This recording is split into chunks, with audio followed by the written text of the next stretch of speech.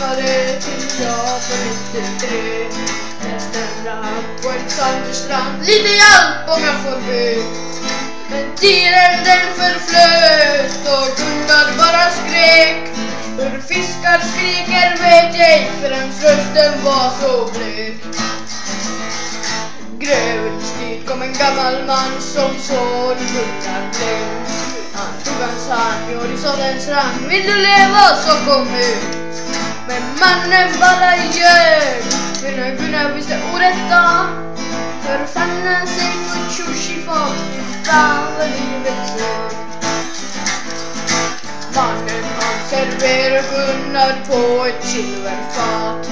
Där satt en kvinna med på pinnen. Han skulle nu bli mat. Men kvinnan bara ler, för hon har blivit mätt. Av Gunnar finns det bara ben, för han var huvud.